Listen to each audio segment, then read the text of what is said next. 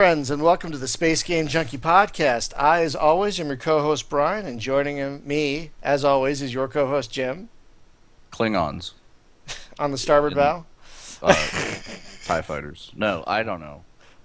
You can't be witty every I got week. nothing. You can't pull a zinger out every week. It's too tiring. I understand. Also joining us, friend of the show. We had him on last week to gush about X-Wing versus TIE Fighter, so we brought him back for some more. Welcome back, Hunter. I'm just here for the donuts. Like, well. wait, what? Shit!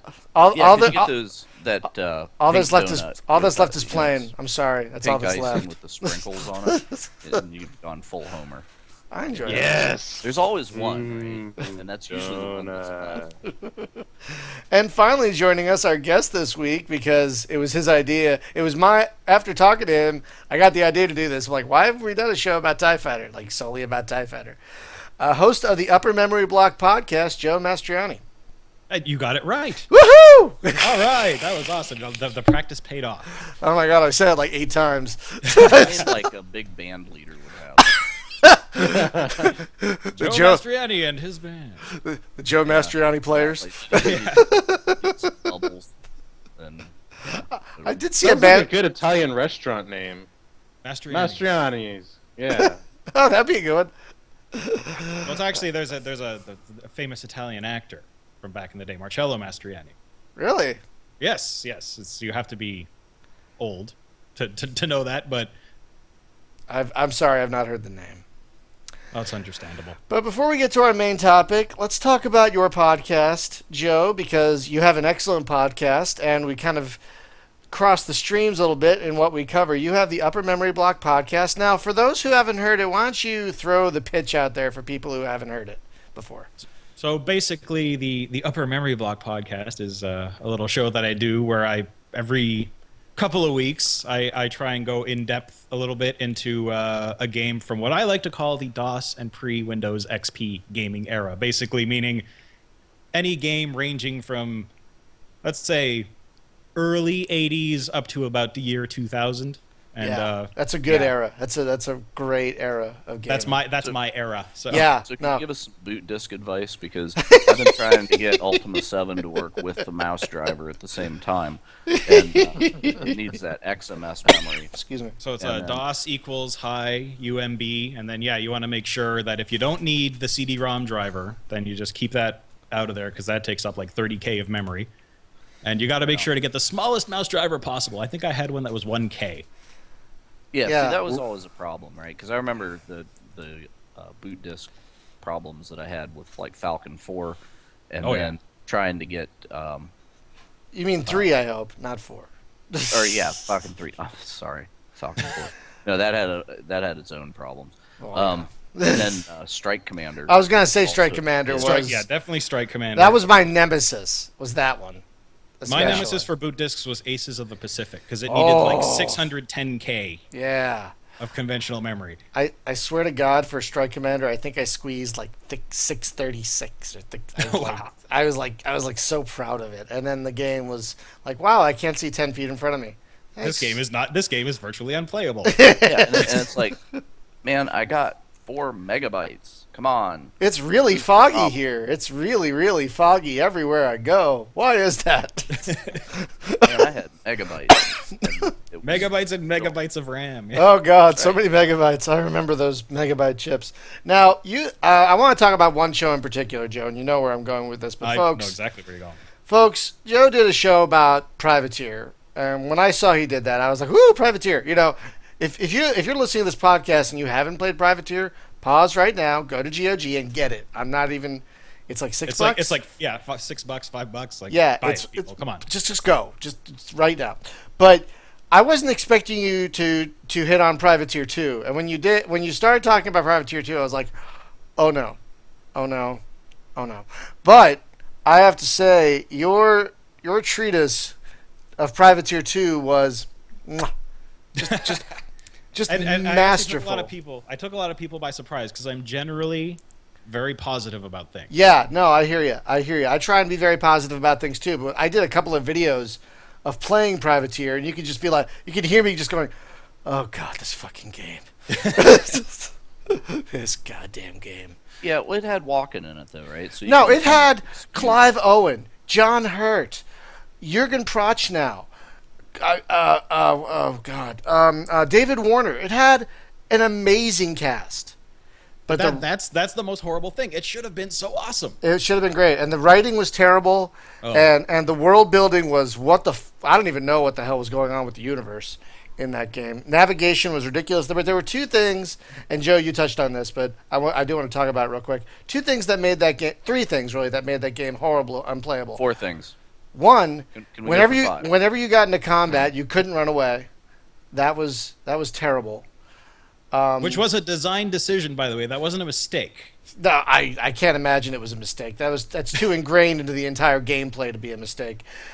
Second, whenever you jump to a planet, you're like, oh, I have to hit my afterburners for 15 minutes just to get close enough to frickin' land on the thing. Thanks, guys. I'll go read a book now. And finally, if you want to haul cargo, you have to hire a freighter, which basically means you create your own goddamn escort mission whenever you want to trade. And you know how much everyone loves escort missions.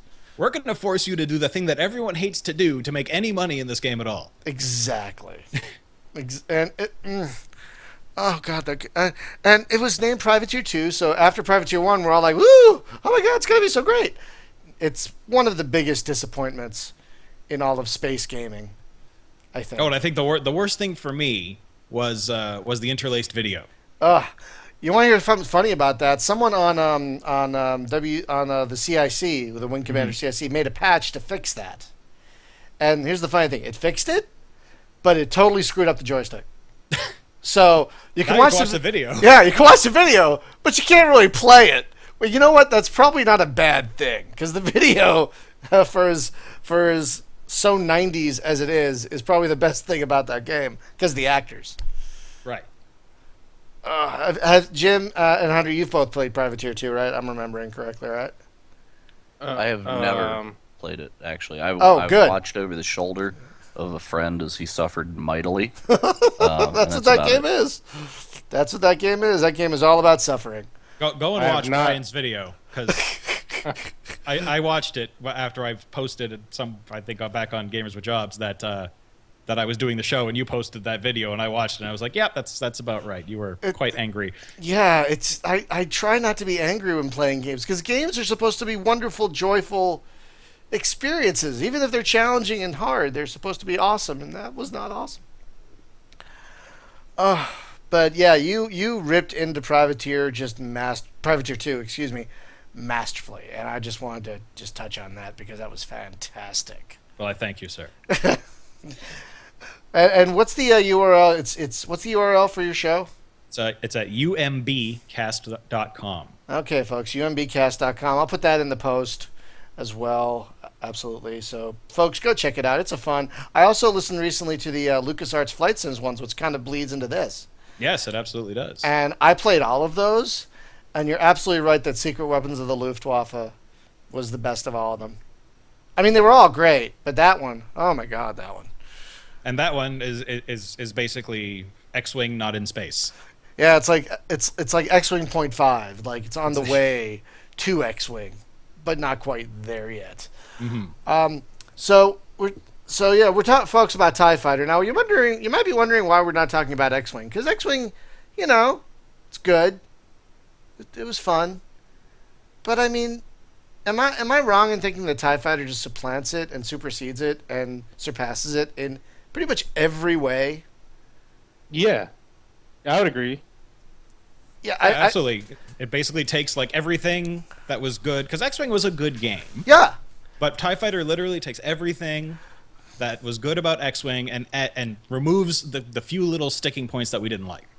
I mean, God, just adding the match speed command alone. I spam that damn button. I'm following a Y-Wing, and it's just like match speed. Oh, I was just playing it, and I'm just like enter, because I'm going after gunboats and the TIE Defender, so it's like enter, just to slow the fuck down. But I mean, the game was pretty freaking amazing. I mean, there was a demo that came out, if anyone recalls, before the game came out, that had a mission, if I recall, that wasn't in the actual full game. And it really gave you a taste of what was to come, because when I first heard about this, I don't know about you guys, but I'm like, why would I want to play the bad guys? And especially like I'm as you guys are as well. I'm sure. I'm a huge Star Wars fan. Of course. And so, doing all this stuff, reading books, reading like, West End Games source books, and you're reading all this stuff, and they're like, oh, the TIE fighters are like these little crap ships, and you're like a disposable pilot. I'm like, I don't want to be disposable. Like, why would I fly that? Why would I want to be in a bucket with wings, basically, and no shields? Why would I want that? But the amazing thing about this is it made the Empire sympathetic. Well, see, that's an interesting thing that you just said, because somebody in chat on the stream said it was, one of the first games that lets you play the villain. But I've got to say that, light side, dark side, it's a matter of perspective. I mean... are you really? Like... the Empire was just trying to bring order to the chaos of the galaxy. Yeah, and as like a trooper or a pilot, maybe I just think I'm glorifying my family name or something. I mean, who knows? You're helping bring order to a chaotic universe that's just, gone through the Clone Wars with an ineffective Senate. It was a mess out there. It needed a firm hand. Well, I hear those Jedi are corrupt, Solo. Mm-hmm. And the Empire's on the verge of success. Well, Han Solo was supposed to have been a TIE fighter pilot before Yeah. he defected out, Yes. right? So Yeah. He was totally a TIE fighter pilot. At least that's the canon that was given to us in the extended universe, I think, which is not canon anymore. Which, as well as this game. This game is not anywhere. This game is defunct in terms of Star Trek canon. So the TIE Defender and the missile boat might not even. I see what you did there. And the assault gunboat. What did Star I do? Trek canon. What did I do? What did I do? You said Star Trek canon. Oh God. Wah, wah. You mean Sorry. phaser cannon? Yes, What? yes. I'm sorry. I'm still suffering from the after effects of daylight savings time because I got no sleep the last 2 nights. Well, you talked about canon though, but Grand Admiral Thrawn was in it. Was in TIE Fighter, which I thought was excellent. Oh God, I love that. Amazing. I love that because I love Thrawn. I don't care what anyone says. I love Thrawn. He was an asshole, but. Any of the books that had him in it were always great, and he so... was a great character. He's a great character. He's a great villain, and again, it's just he's not just evil. He's like, he's smart. He's everything. He's not just he's not Vader. He won't just choke you. No, he'll try to outthink you. He'll try to outsmart you, which is much more about your art. Yeah, which is much more respectable. That always caused me a problem though in the first Star Wars movie, when they were basically treating Vader like a bitch, and and they're like, oh yeah, well, you frickin' wizards and whatever. Whenever they're sitting around the in the Death Star, and the guy's smack talking, and Vader has to choke a bitch in the Death Star conference room. Yeah. and then the second movie, it's like, oh yeah, well, you're the second in command, and it's like, well, wait a minute, he's never the boss. Like, no, but why would the generals be like smack talking the guy that I can choke you with my mind, right? Well, yeah. I mean, I got the feeling that they didn't really have much exposure to him, so maybe they didn't really fully understand how just gobsmackingly crazy he was. I mean, they may have thought he might have even been just like a robot or something, or a droid. No one. I don't know if anyone knew that he was Anakin Skywalker. Or what? And if they did, they could have been like, yeah, remember that pod race? Yippee! Yeah. Oh God. Well, the Emperor knew who he was, of course. Of course. Yes.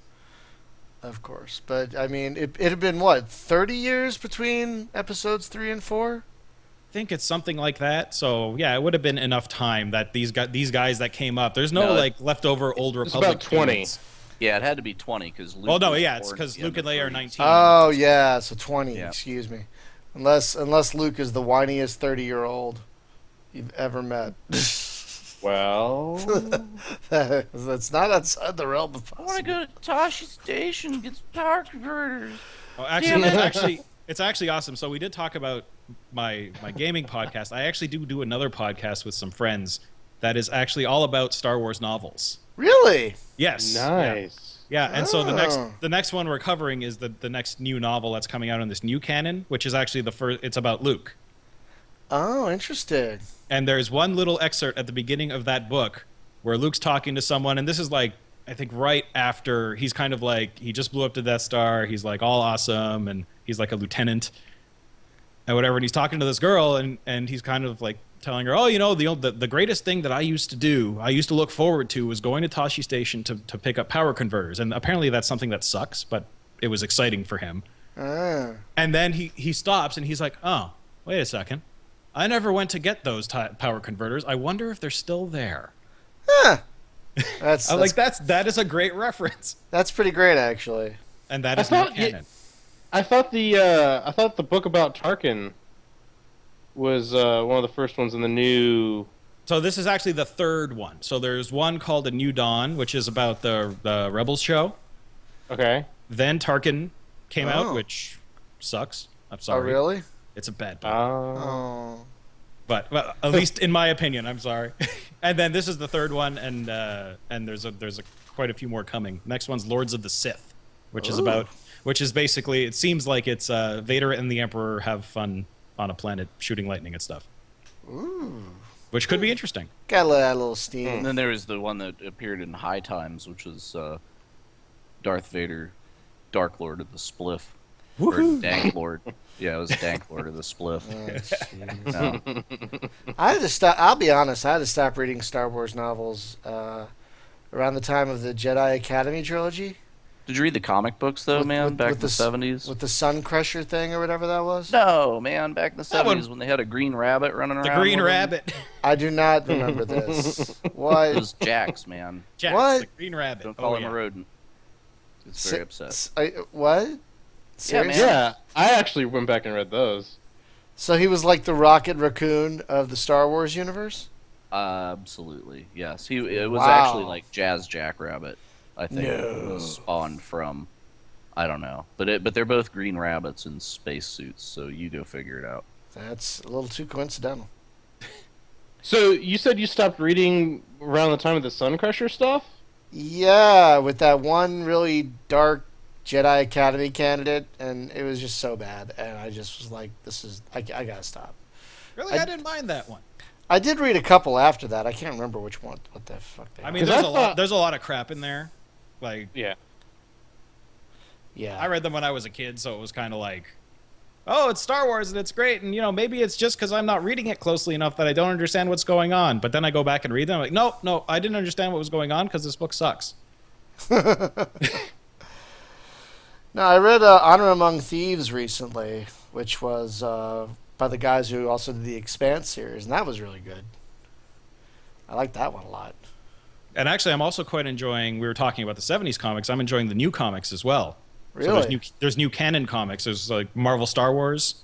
Oh yeah, because Marvel got Star Wars back. Yeah, so now it's back and better than ever. So yeah, I think there's 2 or 3 issues of Marvel Star Wars out. There's 2 issues of Darth Vader, and the first issue of one comic that just focuses on Leia is out. So Comixology, check it out. I always thought that Dark Horse did a really good job with the comics, to be honest with you.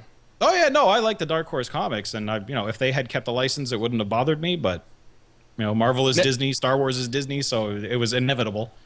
Now, did you ever hear about the comic called The Star Wars? Yes, that was kind of like they took like Lucas's original treatment of stuff that was crazy and made no sense, and is that the one? Yeah, and they turned it into like a comic book series and like with original artwork and design and stuff. What? So it was like a retelling of Star Wars.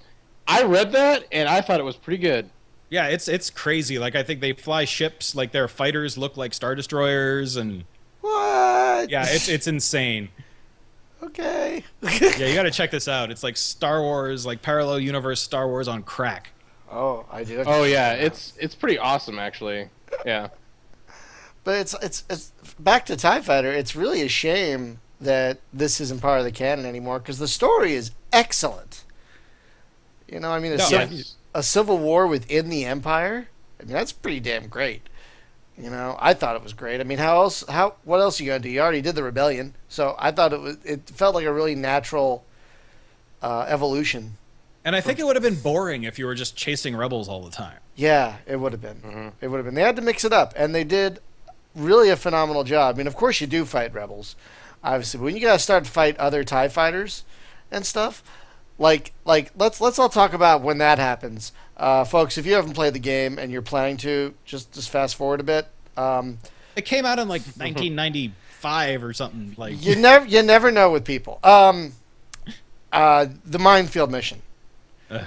Yeah, the amazing minefield mission where you can where your wingmen are goading you and you have to fly around this minefield. They're like, kill him. It's like, whoa. Is this Star Wars or Justified? What the hell just happened? And that's the thing. Like TIE Fighter is, like we were saying, how it's better than X-Wing in many ways. Like, this is a cinematic game. Like, for a game that doesn't, like, this isn't Wing Commander, which was like intended to be that way, and that was Chris Roberts' thing, and right. Blah blah blah. Like for just having cutscenes between battles, really, you feel like you're playing a story here.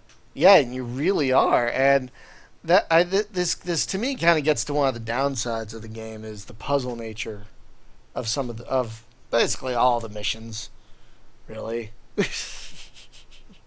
I mean, to me, it's a downside, but it's also cool. Like, yeah, it's cool until you fail the same mission 10 times. Yeah. Oh my god. So, Joe, you're playing through it right now. Where are you? I wanted to play more from last time we talked, but I didn't get a chance to, so I'm in around Battle 3. Oh, okay. So I haven't gotten, but obviously I've played the game before, and I know what goes down. Right. Yeah, I'm at Battle 9, and I think I might be done. Because there are 4 more battles, and I'm like, really? How am I going to do this? And that's the thing I remember about this game, because I was like, I was coming from X-Wing, and at the time, I didn't read a lot. Like, I think I occasionally got copies of like Computer Gaming World and stuff, so I didn't know that, like, that this game had, however many it is, 12 battles or whatever. So I kind of figured, it's like X-Wing. Like, there were 3 original tours, or were there 4? 3 or 4. Yeah, and then and then 2 expansions. So I'm like thinking like, 4, 6, and then you get to the end of Battle 6, and you're like, well, the story's not done. It's like, start Battle 7. I'm like, what? Yeah, like the original game I think had like 6 or 7 battles, and then they had the 2 expansions, right? Which took it up to 13 in total, I think, which is crazy. That's well over 100 missions. That's a lot. Oh, it's crazy. I mean, I think the battles are shorter.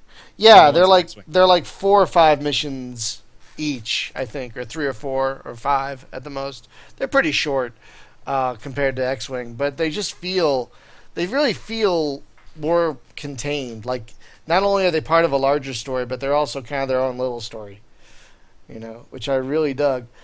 But it's kind of amazing how they just made the Empire. Like, I'm fighting for the Empire. Like, you become, like, here's a funny thing. You become this guy that's in the Secret Order of the Emperor, right? Serve the Emperor above all others. And you get that tattoo, right? Mm-hmm. Which is awesome, that purple glowy tattoo. I almost got that tattoo myself. And I got a henna. I could see that. Well, hang on. I got a henna version of it to test it out, because I always do that. And it looked good.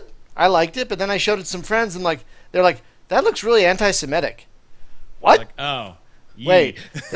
They're like, yeah, it looks like a symbol from Nazi Germany. I'm like, no, but it does. It really does. So how many tattoos do you have if you always test them with henna first? I have 3. Really? Yeah. Of what? I've got a tattoo from Supernatural and then 2 original designs. And then my next tattoo is going to be a symbol from Free Space 2. I'm going to get that. Just make sure it's not anti-Semitic. No. Right. Well, what about the flag from Last Starfighter? You can totally get that. No, after that... Get a gun star tattooed across your chest like a battleship. Well, no. After that... Awesome. I'm going to get an Interstellar symbol from Starflight and an Empire symbol from this, because I can't get the actual tattoo. And then maybe a Confederation symbol from Wing Commander. That'd be cool. Yeah. So 3 tattoos on one arm, and then 1 large one on the other. So I've got 4 more planned. To the chagrin of my girlfriend.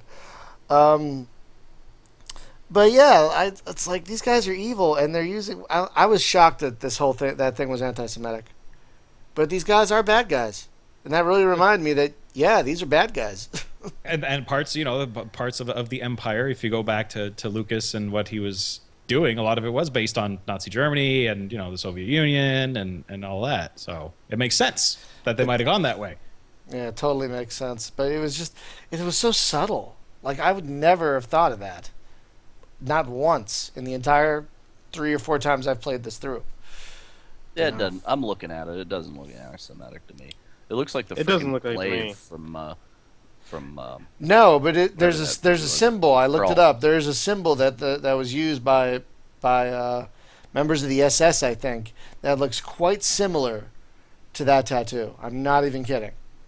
I'll have to dig it up, but I'm not even what's joking. pretty awesome though is you could actually get the tattoo that reacts under blacklight just like that. Yeah, that costs a lot more money to get like an ultraviolet tattoo like that. That costs a lot more money. I mean, the place I go to is $200 an hour just for black ink. So I mean, I don't think I'm gonna, throw however much more. Anyway, I mean, if anything, it looks like they ripped off the symbol of the Klingon Empire. a little bit, which might be its own thing. Don't really know. Who knows? Now let's talk about some of the improvements between X-Wing and TIE Fighter. Now we already mentioned the match speed button, which is one of the most important improvements, I think. But one of the other ones is the multifunction display. Yes. Because remember in X-Wing it was like that static, mostly static. It was a schematic, basically. It was like a schematic. It was like an X. It was like a kind of a crosshair thing. Mm-hmm. And you have a little dot. I think the dot would move around, right? But with TIE Fighter, you can actually see what a target is doing relative to where you are. Like you can see if they're flying toward you or away from you and whatnot. And that just really adds an amazing amount of situational awareness. It does, and it also adds a lot of dynamic kind of movement on the screen. Like when a lot of times you're really just looking at the starfield spinning around. Here you get to see something moving all the time, so it livens things up. It really does. It really does. And you can see what they're doing. It's really kind of fascinating, and it also kind of helped because the radar in these two games is not great. I don't fully understand how they thought this was good because I've never been really a fan of it. You have your forward radar and your backward radar. Like what? But what was one of the other things they added? God, I'm trying to remember. I mean, there's the beam weapons. Oh, the beam weapons. Oh, God, the beam weapons. I could never get a handle on those. I could never get anyone in my tractor beam. Like ever. The only reason I liked the tractor beam was if you were in a gunboat or something slow and you could snag an A-wing, you could actually do something to it. Because that's like the bane of my existence is A-wing versus assault gunboat. Oh, that's true. Now, there's a if you recall in the game, if you hit the Z key, there's like a status display that'll tell you what the target's doing. I don't think X-Wing had that either. No, it didn't. Not in the original version. I'm trying to think. Did they add it? I think they did. But in the enhanced version or whatever. Here's what I love about that enhanced version. They added all these enhancements from TIE Fighter, like the match speed and all that stuff, but not the multifunction display. Yeah. I'm like, why not? You're adding everything else. God, why not? But yeah, that Z button that shows you like what exactly the target is doing, where it's going, what it's shooting at, that was incredible right there. So just some of those things alone added immersion and situational awareness that the first game you didn't even know that the first game lacked until you played this. You're like, wow, I can't. Because like when I played X-Wing, I was like, well, I guess the thing for me with X-Wing is initially I was actually a little bit disappointed by it, just because I had come from Wing Commander. And Wing Commander, like I said, is very cinematic. It's a beautiful looking game. And then I kind of came to X-Wing, and I hadn't played, Secret Weapons of the Luftwaffe and stuff, so I didn't really know what to expect. So then I came in, and I kind of saw these, like, kind of wireframey sort of models, and so visually for me it wasn't as impressive. Right. But I loved how this game looks, even today, the CD version, which for some reason isn't on GOG.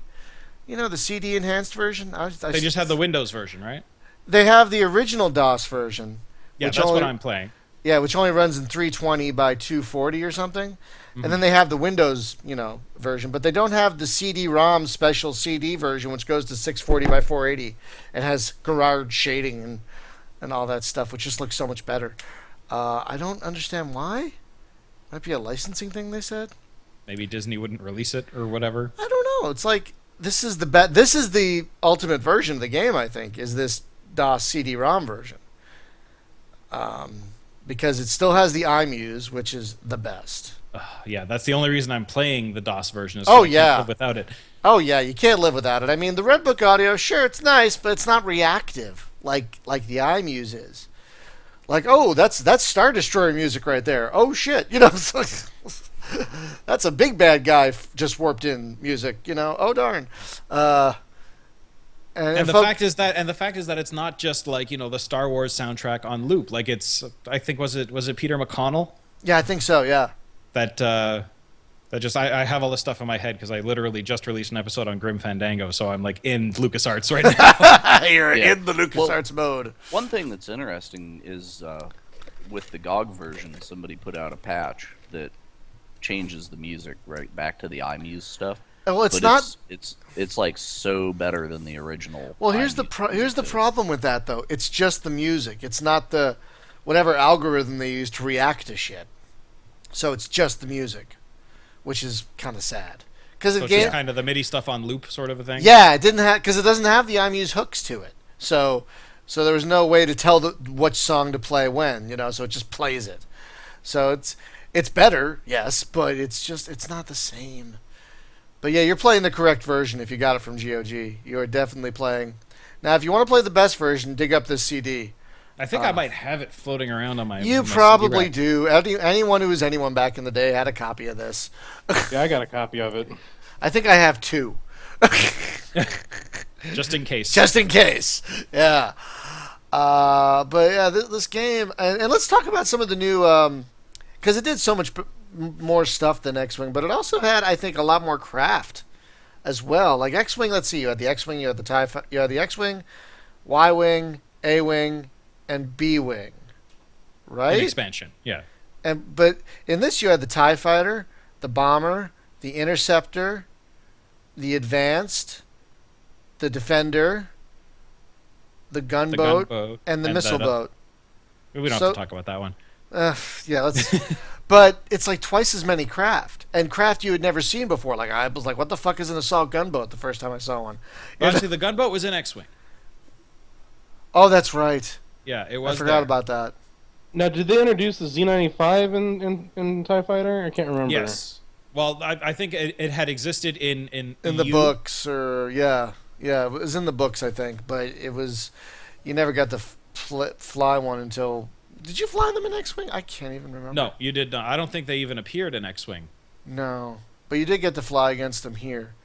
Yes, and they're garbagey. Oh God, they're the Toyota. They're the Yaris of space fighters. That's exactly. Yeah, like the only thing you have to worry about is Yugo. if you're in a TIE bomber, then they might harass you a little bit. But even then, I will say there is no greater sensation than being in a TIE bomber and smoking X-wings because, you can. But in fact, the mission that I was playing before we got in here tonight, it was one of those like inspect all the cargo containers. Oh God! Oh God, the worst. What is it with this game and inspecting things? Well, why can only you inspect them? Like there's other. So go ahead. That was like the save, man. Last week, whenever we were playing the Rebel campaign in XVT. Is that one mission where you're in A-Wings and you have to inspect the entire Imperial fleet as it flies through. I tried playing that as single player, and I just rage quit it, 15, 17 years ago or whatever. Yeah. It just could not be done by a human being in single player. And when we had 8 people able to inspect stuff, it went over pretty good. So, especially since we all, cut the power to everything except engines. It's like, just burn in there and burn out of there. Exactly. You fly too fast for them to be able to hit you, which is hilarious. Because you could literally tell your wingman to do most other things, but you couldn't say inspect my target. Like that would be really good. You know what else these games didn't have that I wish they did? Protect my target. Yes, that would be good too. I mean, what other game needs this more than this goddamn game? It's like every other mission. Well, especially in TIE Fighter, it's always like do the entire mission and protect your, mothership, because someone's going to come in and harass the Victory class Star Destroyer, and it might maybe get destroyed. So yeah, the only way you could really do a defend would be to save the target on your F5 through F8, and then recall it, hit A to see who was attacking. That's it, the then only Shift A way. to That's send the your only dudes. way that works. But that's so much more like boom, boom, boom, rather than just boom. Here, you protect this. Like that was one of the most important things in free space. Was you Wing Alpha, protect this target. God damn it, you just do that. That's your job. But you can't do that here, and it's like the mission I just played. I got no wingmen even, and I'm supposed to protect not only a freighter but a shuttle from wings of transports and TIE bombers. and these are both basically like the squishiest things in the game. Yeah, exactly. Like great. Thanks guys. No wingmen. I can call in for reinforcements once, and it's a couple of gunboats. Whee!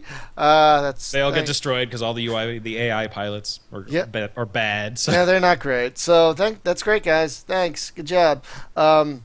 This game definitely did have a wall, but it's kind of interesting. Like, did we have more patience or more time back then? It was probably, I don't know if it was both. I feel like I have more patience now that I'm matured and older. And I don't. I have less. I have. It's like I have so many games to play now, and much less time to myself. I'm like, I need you to get me in there now, man. Just hit me now. Come on. It's just got to work. Yeah, exactly. Yeah, I was gonna say I think it was more time than anything from like me too. It was because I think I get more frustrated now, but I have like less time to play. Exactly. But I think it was more time and like Brian said, less games. Like when I bought TIE Fighter, and that was the game that was out. Maybe there was one or two more, but it's not like now where you're like, oh, my Steam library has like 300 games in it, and I've played 50 of them, and I feel bad. Exactly. Yeah, Iridium said less distractions, and he's right. Like this was the game you bought for 6 months. And this is what you played until Christmas when you got your next game or whatever. It's not like my library of Steam games, which is like 1,200, and you're just like, what? Like, obnoxious. I don't know what to play. Let's scroll down my list. No. I don't want to play anything here. What's wrong with me? Exactly. And then you got a game, and that was just like really the only thing to play, and you just like bit the bullet and played it, and you're like, oh, I actually do like this game, or I don't, or I don't, but this is what I've got, so I better play it. Right. Yeah, exactly. So Iridium, you are correct. Less distractions. No Twitter, no Facebook, no smartphones, shitty internet. I mean, there was internet, but it was very different in 1994. Yeah, definitely. Like I might have been on Prodigy, or if you. But we did have Blockbuster, right? And that was a thing. Better get those videos back on time, son. Rewind. Oh God. Did anyone have a specific rewinder? Did anyone have that? Yes, we had one. Yeah, of course.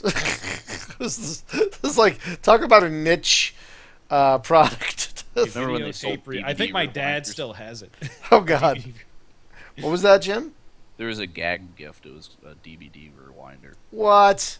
It was a spindle, and you'd stick the DVD on it and spin it backwards. It was. Oh my gosh! I will never forget the first time my parents got a DVD player.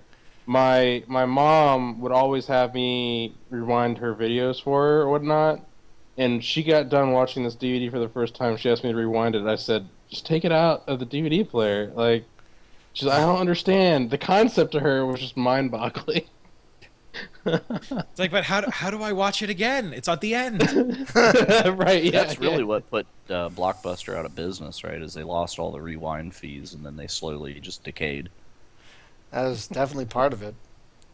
But yeah, like Iridium in the chat said, he was in his basement with a CRT. Oh God, remember CRTs? And my eyes. And I had a giant 15-inch. Oh God, they weighed 80. I had a 21 by the end of it, and that thing, like, it literally bent the desk bowed under its weight. Oh yeah, I bet. Yeah, those things were insane. Yeah. But yeah, like even like a 19-inch Trinitrons. You remember the Trinitrons? Oh God. It's like, yeah, They weighed 80 million. I had like a 27-inch Trinitron, and that Yeah, thing. and whenever you had a monitor like that, you had to have your desk like 3 feet off the wall, so the ass of the monitor would like go out that And then you far. had to put a beam under the monitor to support the desk.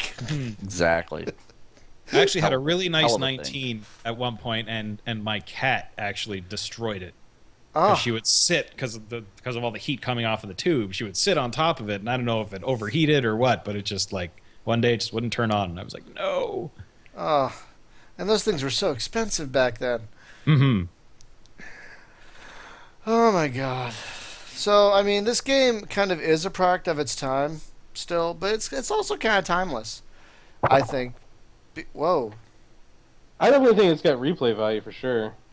Oh, it definitely does. I mean, I've been spending the last year and a half playing through it here and there, and it's still wonderful. But it gets to be met. Did we lose somebody on Skype, by the way? I'm still here. I'm still here. 1, 2, 3. I see everyone on the thing. Jim? Yeah, I'm here. Okay, I just heard a very weird noise. Sorry, folks. Am I still streaming? I, Yeah. I see it. I see a stream. Okay, I don't know what that was then. I'm getting a second monitor in 2 days, so that'll be very nice to finally be able to see other things while I'm streaming. But anyway, so let's talk about some of the craft that are unique to this game. I mean, you didn't fly the gunboat in X-Wing, but you got to fly it here. And I'll tell you, my first impression of the gunboat was, what the hell is this? Why does this exist? Because I mean- we need something that has ion cannons on it. Yeah, Because it was the Y-wing. we need a Y-wing equivalent, but let's take the Y-wing and just kind of make it a little worse.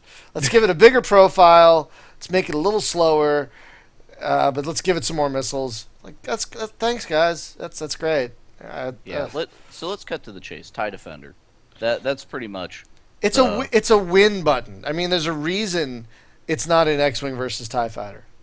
Yes. Yeah. Because Even the TIE Advanced. The TIE Advanced was an X-wing equivalent, right? Oh yeah. And then the Basically, yeah. Defender was like everything. Oh. And, you know. It was like Get wrecked. yeah. It's like It was just like it had all the guns, it had all the missiles, it was fast, it had the best yeah. shields. Let's take all the best things about a B-wing and put it on a fighter. It's like, oh Yeah, Now- it flies as fast as anything. yeah. Now, exactly. if I remember correctly, in the code though, they still had the model for it in the code. It just wasn't Yeah, in the game. there is like a mod apparently where you can enable it, I believe. But I mean, they took it out because it was super overpowered, and that's kind of fair. I mean, It was a little OP. it was a little I'll OP. give it that. It doesn't make the mission. Nerf TIE Defenders. It But didn't it make. got Oh god. canonized, like fast, man. I mean, it was like Micro Machines put the model out for it instantly, and so it got picked up very quickly. Well, was it's a popular. great It wasn't like- design. It's a great. Yeah, It's but funny, see, at the first- stuff at from first I Rebel thought it- Assault, the stuff from Rebel Assault didn't exactly get the same love, right? So. What was in? I never played Rebel Assault, to be honest. Oh, they had with you. like some TIE Phantom. It was like a 3-wing TIE fighter. Oh, the tri fighter or whatever. It was Yeah, called. it was. Yeah, a weird wasn't it thing. it can cloak, couldn't it, or something like that? Yeah, it had a stealth thing. It was Romulan. Oh dear God, actually. that sounds terrible. That was Rebel Assault 2, I think, right? Yeah, I think so. Yes. Those games were terrible, by the way. Can I just put that out there? Terrible. Yes, Maybe agree. that's why I never played them. They didn't look that great. They were. I did an episode on Rebel Assault, and everyone sort of agrees from a technical perspective, they were incredible games because it was like beginning of CD-ROM. They found a way to stream video off of the disc in real time and have branching video streams and all that. So that stuff is amazing. The game was a really bad rail shooter, Oh, that's not fun. Yeah, It it was was- a really bad rail shooter. and it was It was frustratingly hard. way bad, especially the FPS portions of it. or There were like first-person third-person. shooter portions Well, of it it? was like third person, but yeah, I mean, it was What? like you had a rebel pilot, and he'd hide behind boxes and then stand up, and then you had to like shoot stormtroopers. Yeah. shoot the Wait, stormtroopers, seriously? Yeah. So, Oh yeah, but you're controlling the cursor. so it with was like the Interstate 82 of space games. Never get out of the fucking ship, and you got out of the fucking ship. Is that what happened? It's bad. Yeah. Oh god, that sounds terrible. Well, it starts out the first mission is you're in a T-95, I think Yeah. it was, right? Or a Thing. T-16 Skyhopper. T-16, yeah, that's it. Yeah, so there's some womp rats, and but it's like you're flying and there's a branch left and right, you know, and it's like, okay, if you want to do the hard stuff, take the left, and if you want to do the easy stuff, take the right. But it's just like the canyon continues to go, but there's a detection of, like, in certain spots, if your ship is too far to the left or the right, you just bash into the wall and explode. So What? yeah, it was right. What? So yeah, at the It was time a it laser was. disc game. Yeah, I mean, at the time it was beautiful, like all, you know, kind of Laserdisc-esque games. It was beautiful looking, but it didn't play very well. So it was the Dragon's Lair of space games. How about that? Oh, that hurts. That wounds me. Because I hated Dragon Slayer. I hated it so much. But going back to an actual good game. This game was, I mean, one thing I love and I hate is, I'm going to bring this up again, the puzzle nature of the missions. I want to do a whole show on this because I don't think puzzle missions are bad if you still give the player the illusion that they have a choice in what happens. Or like if there are at least, you know, if there's more than only one way Yeah, exactly. to solve it. Exactly. Or if like you feel, or if you have enough resources to tackle the problem. You know, like enough wingmen or something.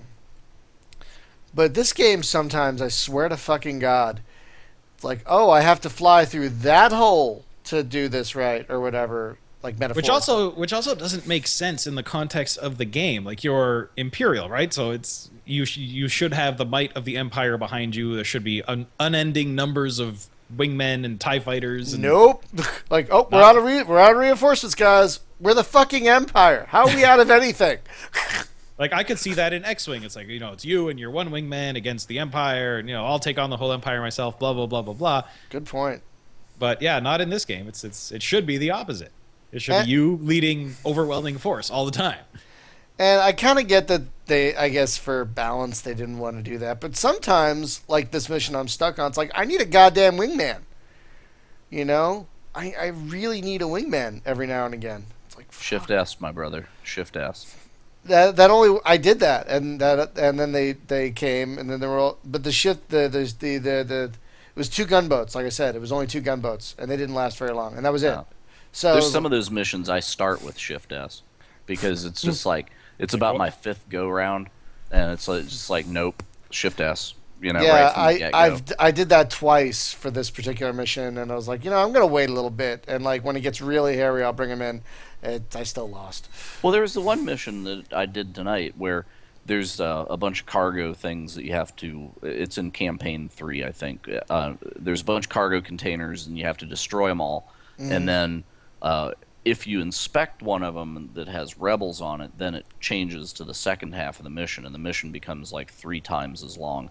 Because then they send a shuttle to board the thing, and when that starts happening, a bunch of Y-wings and B-wings come in and start attacking your shit, and I just get murdered every time. So I played through it like 5 times, and finally I just shot the container that had the rebels in it before I inspected it, and just completed the primary goals and screw the secrets, right? So whatever.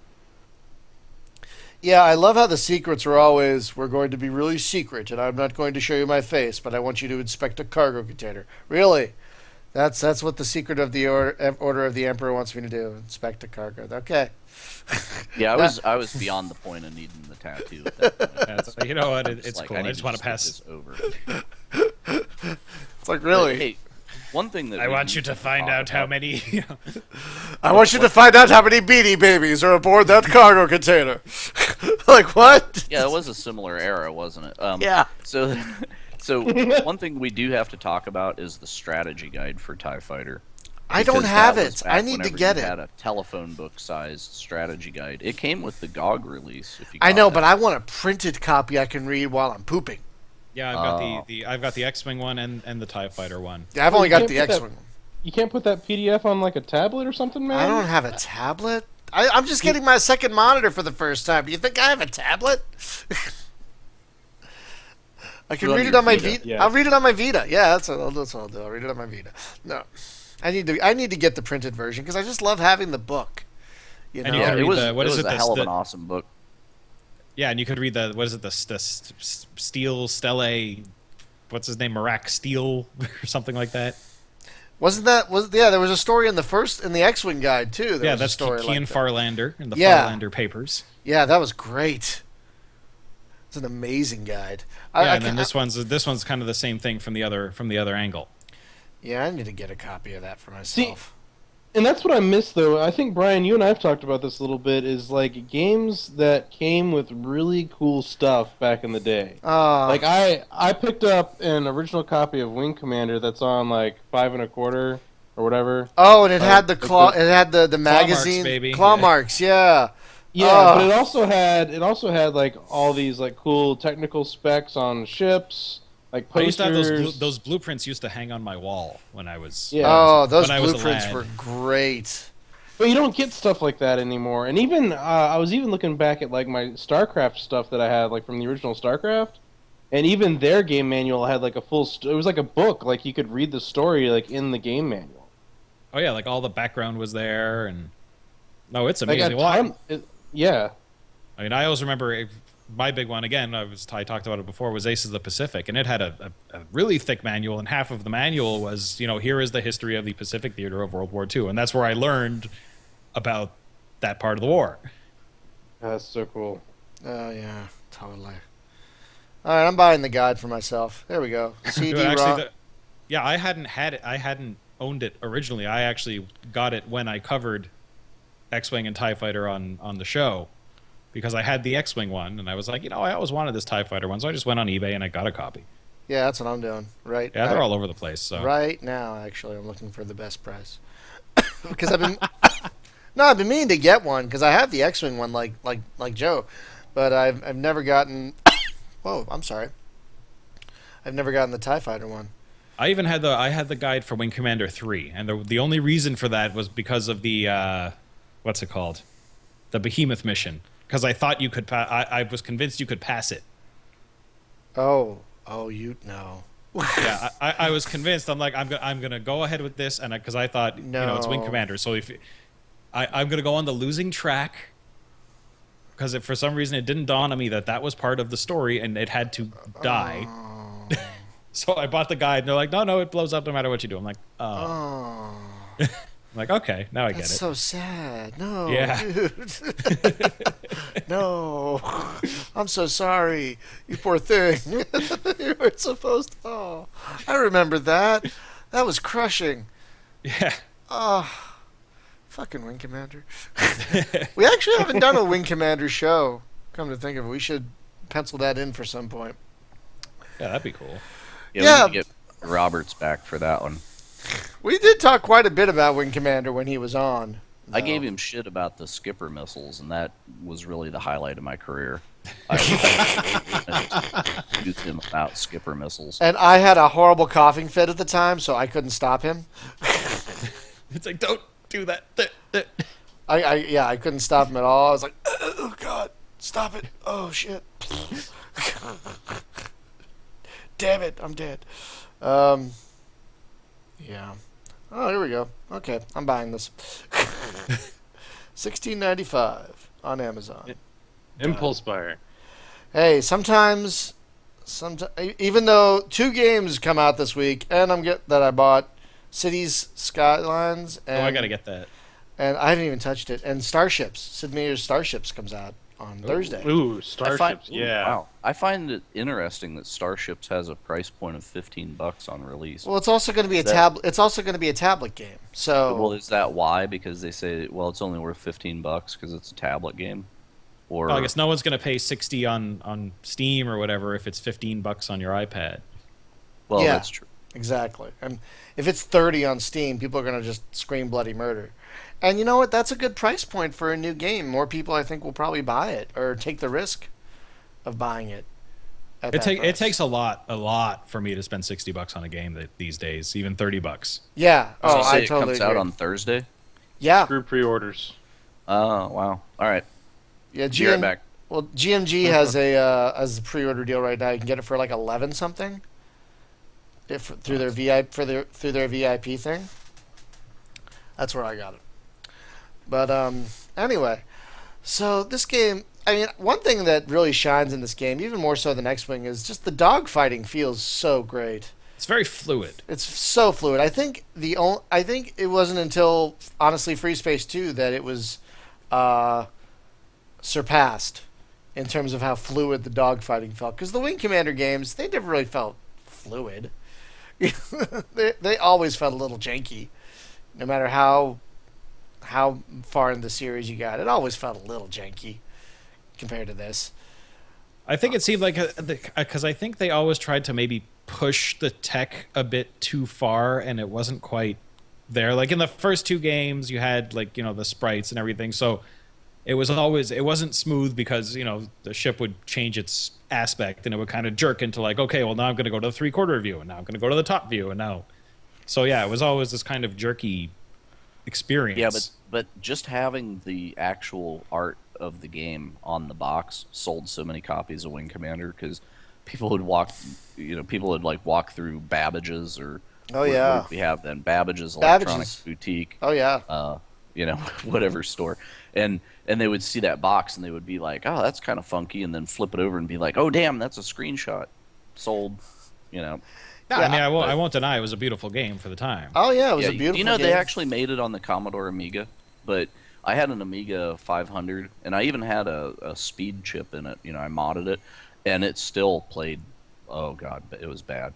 It was about half speed, Oh. But yeah, but of course, if you play it on an Amiga emulator, it runs super turbo fast now. But sure. I guess if you had like an Amiga 2000 or something back in the day. But the other thing that I found out came out on the Amiga was XCOM. I had no clue that they actually made that thing. Yeah, I didn't know they had an Amiga version of that. Yeah, I was Amiga'd out by that point. It was gone. I never had an Amiga. Yeah, it was actually X-Wing Yeah. and TIE Fighter that pushed me into the PC market. Oh really? Amiga. I Yeah, it believe was the it. trifecta. It was Doom, X-Wing, and TIE Fighter. That's a good trifecta. Those Yep. are some amazing. Some amazing stuff right there. How many times have you guys played through this? I think I'm on my 4th or 5th playthrough right now. Sadly, I'm only on my second playthrough of it. And how far are you? How far are you, Hunter? Sorry. I'm in the third mission. Oh, the 3rd mission. So you're very early days. Yeah, the not the third. Whatever. It's the Or the third battle. Yes, thank you. Third Oh, battle. I see. So you're where I am. that's funny. Yeah, actually, I guess I am. What about you? And I'm Joe? also like a dorky completionist. So did you guys do like the proving ground or whatever it is in this one, and the historical missions and all that stuff course. too? Of course. You got to. I think this is probably my 3rd playthrough.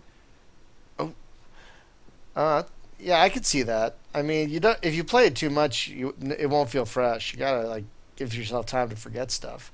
But the proving grounds are great. I have never fully completed the game on my own, but back whenever I lived with my buddy Matt back in Ohio, it was like, wow, when it came out. But anyway, so we would play this thing, and it was like take turns, right? One guy'd do a mission, the other guy'd do a mission, and we probably played through it twice that way. So it was like I saw the whole game twice, but I don't think myself I have ever done every single mission. So, but fair enough, right? It's worth doing, I think, at least once, because it is a great story. It's just you're gonna want to throw your joystick through a window every now and again. Yeah, those were the missions that I ended up playing, I think. The frickin' shoot down space bombs, right? That kind of stuff, right? It was like, oh god. Well, thankfully, and that's still even when we play XVT, man, I see like a hail of proton torpedoes coming, and I just get my hair stands up. I'm like, oh god. Well, I gotta say, this game isn't as bad in that particular respect as some of the Wing Commander or even Free Space missions. Usually, they throw more ships at you than torpedoes. I think. Well, I can say this: that never has a game ever motivated me more to pursue a tattoo than TIE Fighter did by trying to be a completionist and get all that shit done. Oh no, I totally want that whole damn thing. It's just like, I gotta have it. I gotta get the thing. I gotta do all of that. No, I didn't get the thing. Oh, I gotta go back and do it again. I didn't inspect the shuttle, or I didn't capture this, and I didn't do that. Like, I like the whole primary, secondary, bonus objectives stuff. Yeah, and that I did was like something that X-Wing lacked as well. X-Wing was just finish the mission and that's it. Yeah, these are like early But, Steam achievements. Yeah. It's amazing that it took 17 years for the tattoo mechanic to come back, because it wasn't until Far Cry 3 that we had a guy getting the tattoo. Oh, really? Yeah, that's true. Yeah, So did TIE Fighter invent the tattoo? like achievements. Yeah. Really? Get a tattoo add-on if you complete the side mission. I mean, Like a lot of Fantasy Island. I mean, a lot of games had like medals and shit. You know. And so does this one, technically. Yeah. But with this, the one thing I did miss in this game is that in X-Wing and or like in Wing Commander 1, you had you could go and look at your uniform and you could see your medals and your ribbons and all that stuff. I like that kind of thing. Oh, and yeah. This game didn't have it. You just had your medal case, which was a lot less impressive. A lot less impressive. I mean, And then they went overkill on X-Wing Alliance and gave you a whole trophy room and Oh God. Oh God, that game. and emails. You could read emails. Space emails. Space mails. Space mails. Hey, But they still called it your email. uncle It's kinda says we funny. can take out the transport this week. And freaking bot that you had. Can we stop? Oh, God. I hate that bot and that family so much. I hate all of them. I just hated This the is so music exciting, that played Ace. in there. Here we go again. Yeah, and that music that played in the family thing. Yeah. See, I've got to go back because I only played Alliance when it came out, and so I only have good memories of it. I don't remember hating the family stuff, so I have to go and try that again. Oh, See, God. I'm with you. I actually didn't hate any of the family stuff, but I can see why people would. Right. I mean, once I you thought got it was cool. I'm flying a YT-1300. I'm like, yeah, I'm flying it's kind of like the Millennium Falcon. It's just less good, but and then you realize how annoying flying the Millennium Falcon would be, and why most craft have a centerline cockpit. It's like, oh, I hit that cargo container again. Well, Oops. there was the one Word. mission. There was the one family mission though that I always thought was pretty intense because I always got I would sit on the front of my chair. Was the one where you had to go and rescue somebody while a Super Star Destroyer was heading towards the space station. You had to fly past, in parallel with the Super Star Destroyer to get there. Oh, Jesus. I don't even remember. Oh God, I just remember that mission used to scare the shit out of me. Well, Super Star Destroyers are pretty scary.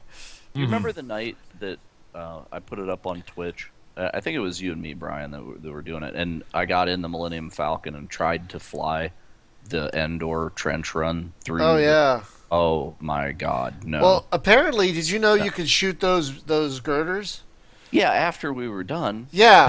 Yeah, someone told us after we were done that, oh, you're supposed to shoot those. Oh, thank you. That's great. That's great. I can't remember if I was ever able. I think I couldn't do it because my computer was too slow. So it was I just remember we tried slideshow. 50 times one night, and then we found out we could shoot girders. Yeah, I just watched Jim fail and fail and fail again, and it was really disheartening. come on, if Lando can do it, I should. Be Right, able to but do it. I was about to say, what are you, Lando suddenly? Like, what happens in that game? Like what happened to Lando? Like, Well, what happened in X-Wing? Why are you doing the trench run and not Luke? Oh, very good point. I had forgotten about that. I guess when I was 20, I didn't think of that. I didn't really think that hardly about that. Or I think maybe you play Luke in that mission in X-Wing. I can't remember. Really? That would be a way to sidestep the fiction. I think there was something where they justified it, because I remember in the strategy guide, they go through the thing, but I think it was like Skywalker's after action report, and Farlander's because he got in trouble in the fiction in the strategy guide, and so he ended up not doing the trench run, and he's like, "Oh yeah, Skywalker went out and he did it, and whatever." I want an alternate universe where Porkins got it. That's really, in fact, I need to get the Mission Maker out and make like the Porkins Chronicles or something, and just make him do all this awesome stuff, and make him like the best pilot in the rebellion, and he just It's not the Wotan weave; it's the Porkins weave. Yeah, exactly. That one's just kind of bigger and slower. More ponderous. Inspect Imperial transports. Hey, this For one's cheeseburgers. got donuts. This one's full of In-N-Out. I must go there. This one has Taco Bell. No, thank you. Target captured. Target delicious. Oh God. Am I drunk? I don't think I am. Porkins. Oh, Porkins. And you notice that when you played TIE Fighter, you never really ran into any of the famous characters from the movies? I kind of liked that. You do fly with Vader at one point. Well, that's really it, though. And it's Yeah. only once, and that I liked how, since it was only once, it kind of made that mission more awesome. Yeah. Yeah, but Vader wasn't shooting that Jedi lightning out of his ship like found out later that you could. Oh God, there's this game that came out on the PS2, guys, called Jedi Starfighter, and it's Oh, it's actually fun, but it's batshit insane because you're flying around a starfighter and you have Jedi lightning. It's like, what? This is the craziest thing ever. I love it somehow. I played that for like an hour or two a little while back, and I was like, "This is great. This is so bad." And is that, I think that one's on GOG as well right now. Isn't it? No. Only the first Starfighter game. Oh no, yeah, I'm just thinking of Starfighter. Yeah, that's the only one that came out for the PC. This came out for PS2 and Xbox. Right. Yes. Which is interesting because like these games were so big at the time that they actually crossed over a little bit to consoles, a little bit. And they weren't that terrible. They weren't great. But Jedi Starfighter was actually fun. I was shocked by that. Yeah, I never played any of the prequel games. Not even Racer? I think I played. No, I didn't play Racer. No, I did. Okay. No, I'm wrong. I'm wrong. I did play Racer.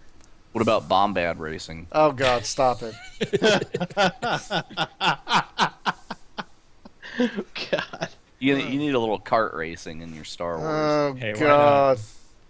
Super Mario Bombad Racing. That was a thing, right? That was actually a thing. It was fucking Mario Kart Star Wars style. Yeah, you'd have a little Darth Maul and his little Sith. Oh God, right. It was whatever. like a little bobblehead Darth Maul. I don't know. He didn't like shoot a shell or throw banana peels or anything. So God, what platform was that on? I need Nintendo 64, I'm guessing. No. The No, Bombad it's like- Racing? Yeah. That was a PlayStation 2, I think. Oh, Okay. maybe Super the Mario. Yeah, I need Bombad to make Racing. that happen. Yeah, it's PS2. It's PS2. Oh my God. I need to find I just Wikipedia'd it. It's that's bad. I need to find a ROM of that to try at an emulated version. That Developed by sounds- Lucas Learning, so it's educational. Wait, Lucas Learning? That's what it says. Developers Lucas Learning. What the hell is Lucas Learning? Never even heard. Lucas Learning does not have a Wikipedia entry. It's red. So Interesting. it must have been like a subdivision because it's developed by Lucas Learning, published by LucasArts. So it must have just been another little subdivision of Lucasfilm that they decided to make. We'll make children's games for all the kids that are Anakin's age. They'll love it. No, they won't, because they're terrible. Yippee! And what was that one horrible Star Wars game? The Builder game? It was a Builder game. DroidWorks? Yeah. Oh my God. What about Yoda stories? Hey, I like Oh no, Yoda we stories. love that here. Yoda Oh, Stories yeah? actually wasn't that bad. I loved Yoda stories. I played the I don't crap think I out ever- of that. I never played Yoda stories. I should find it. It was they were trying to do a series of coffee break games where you could have a little adventure. Like they weren't even roguelikes, but they were kind of going in that direction where you have this little mini adventure for like 20 minutes to a half an hour. And they weren't bad. They did an Indiana Jones one as well, which wasn't bad. They should re-release those on mobile. Oh, the mobile would be perfect for that Yeah, stuff. they'd be great phone games. Yeah. I'm surprised they haven't. Yeah, it's perfect like toilet games. Well, who knows? I mean, the X-wing and Tie Fighter and all that did, like, I don't know if you guys saw on GOG, they were like top of the sales chart for at least a week, which is just like amazing for a space And as GOG game. games go for old games, they're pretty expensive. Yeah, yeah, exactly. But they're worth it. I mean, the content I you mean, get. yeah. Oh, Is, they were insane. so worth it. oh Well, my- okay, so I found the mission I was talking about for X-Wing Alliance. It was Battle 4, Mission 3, where you have to go and rescue your sister, who's on a mining colony that's under siege by a super Star Destroyer and a fleet of other Star Destroyers. Oh god, wait, is that the one where you're in the middle of the Rebel Alliance campaign and all of a sudden, hey Ace, stop everything you're doing to come save your sister in this stupid ass mission? Is that one? Yeah, I guess, but it was pretty Ugh. intimidating because Ugh. you got to weave your way through a fleet of Star Destroyers to go get her. I've really got to play this game again. It's been too long. I have no memories of X-Wing Alliance. It's on GOG, as is X-Wing versus TIE Fighter, and Mhm. and these guys now. You know the nice thing about X-Wing Alliance, unfortunately, the craft update pack is not working yet.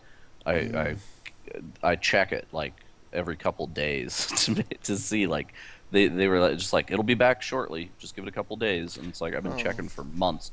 So, but even without the update thing, if you crank the graphics up to like 1900 by 1600, that game looks phenomenal.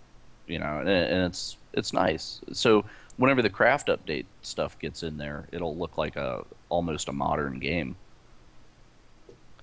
Yeah, almost. Almost. I mean, what I really want as fallout from all these new, from the new Star Wars movies and all this new stuff is an updated version of TIE Fighter and X-Wing and, in a modern engine. We were talking about that. Yeah, I was actually playing Elite Dangerous with a gamepad the other day, and it wasn't awful. So it made me think, wow, if that's not awful, I mean, maybe this wouldn't be awful either with the gamepad. Yeah, and Hunter had some. Did you get it running, or was it just a video that you found of somebody that did get it running on their Android? It's on my to-do list, but there is a video of a guy who got TIE Fighter to work on his NVIDIA, or not, excuse me, he got it running on a tablet. Jesus Right. Christ. Was it running through like DOSBox or something? Or Yeah, it was like a DOSBox thing on his tablet, and I was like, shit, I could get that running on my NVIDIA Shield. that'd be awesome. And actually have physical controls, which would make it that much better. Yeah. But we even talked about before though how cool it would be to have like a new X-Wing game in like a Crytek engine or like a Unreal Engine 4 or some crap like that. Who knows? I mean, these sold well on GOG, and maybe the new movies will spurn interest in that. I just hope they go more this route and not the Starfighter route. I want it to be like brainy, like you have to do some thinking. It's not just a shoot everything. Right. Yeah, Exactly. some energy management and stuff. Yeah, it's not just an arcade game like Starfighter basically, or the Rebel Assault games apparently, which Right. sound very much like arcade games compared to. I mean, this really isn't a simulator, but it's much more on that on that tack than. Yeah. Oh, Pretty Rebel darn Assault, close. Rebel Assault just gives me anxiety. Like, Yeah. Really? No, for sure. oh Yeah. god. Why? I've never played Go- it, so why does it go- give go- you anxiety? Go watch. I have a video of me playing Rebel Assault, both Rebel Assault 1 and 2 on my YouTube channel. Okay. And my hands hurt when I play it, and it's And, Yeah, and you can die like at any second for no Yeah, reason. you get frustrated because you want to move your character a certain way and you can't. Like you're like, why are you standing there? Stop standing there. Like, yeah. Well, I guess this takes us to a slightly broader topic, where in the inconsistent and varying quality of Star Wars games. right. I mean, they're not as crazy inconsistent as Star Trek games, which are all over the goddamn map. Yes, they are. Yeah, but I mean- the worst of the Star Wars stuff happened around Episode 1. Oh yeah. Yeah. Games that Oh, came out. absolutely, Well, absolutely. because when X-Wing came out and TIE Fighter came out, this was kind of like in the golden age, because the developers at LucasArts were not allowed to make Star Wars games for a very long time. Really? Yeah, they were explicitly forbidden to make Star Wars games, which is why it took so long. like X-Wing and Rebel Assault were kind of the first wave, and they were in like the early 90s. So that's why we got all this other like crazy stuff like Monkey Island and Maniac Mansion, because they were basically like, because they were told like Star Wars is the holy grail. You can't screw around with this. You're like the little computer idiots, and we don't know what you do. So go have fun, but don't touch Star Wars. George won't let you. Oh, what changed? I think they eventually someone got convinced about something, and because I think it might have been Lawrence Holland who kind of went up and said, we need to get Larry Holland on. I've contacted Totally Games 3 or 4 times trying to get in touch with Lawrence Holland, and still no dice. I'm gonna keep trying, but because I would love to talk to him about this, the flight sims, and Bridge Commander, because again, what the fuck, Bridge Commander? What happened to you? What? Sorry, I could just go. Oh, fucking Bridge Commander. Sorry. But yeah, that was the thing, and I think that's why we got this flood initially of very high quality Star Wars games, because LucasArts was very very cautious about what they did. Oh. Because it was like under this moratorium for so long. And then these did so well, they're like, okay, everything. Make everything. X-Wing pushed the hell out of a PC. It really did. It really did. They're talking about boot discs. I had an X-Wing boot disc, so... I remember this CD-ROM version pushed the hell out of my 486 back in the day with all its, kind of dynamic lighting and garage shading and 640 by 480. Ooh. Super VGA. Super VGA resolution. Like what? I mean, now it looks insanely crude, but... Well, it's kind of interesting that you guys are talking about the timing of when this game came out, because I feel like a lot of Star Wars games kind of got dumped at the same time on multiple platforms in that early to mid-90s like era. I just feel like if memory serves, like Nintendo got a lot of games like on its systems. Yeah, you got like Super Star Wars, Super Empire Strikes Back, which I think were pretty good platformers on the Super Nintendo. And then you got Masters of Terrakai. Oh God, let's not talk about that. Jesus. Oh, that one hurts me. Oh no. I'm sorry, I couldn't resist. I gave this. Oh God, that's what a headache.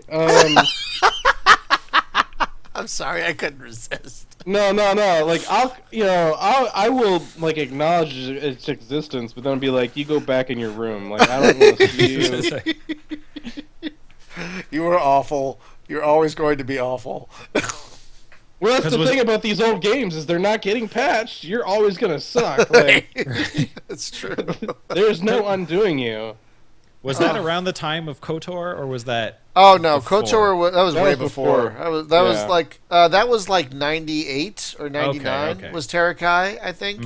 Kind of the late PlayStation 1 era. Right. I believe when games were really starting to push that hardware really hard. KOTOR was 2002? Yeah, 2003, I think. Because it was on original Xbox, like that. Yeah, it was on original Xbox and PC. Yeah, I had it. well. I actually still have the CDs, and I play it every once. I have it on my iPad too now. So That's there's my wife's favorite, which was Jedi Academy. Those are great. All of those shooters. God, the Dark Forces series, some of the best story, like with Kyle Katarn. Really? I love that. great story, horrible mazy levels. Well, it was a modified Doom game, essentially, is what it was. But it did have Jedi Knight had one of the best, I think, first-person levels in any game, which was the tumbling ship. Yes. Oh yeah, that. Yes, that was pretty good. Yeah, that's one of the. I think that's probably one of the finest done levels like that since either. No, that's one of the only first-person shooter games that has twinged my fear of heights to the worst degree. Because remember in that game where there are these parts where you had to go on this really thin, beam. That's over you're on Nar Shaddaa or something. Yeah, and you're over this black chasm, and it's moving, and you have to jump from one to the other. I'm like.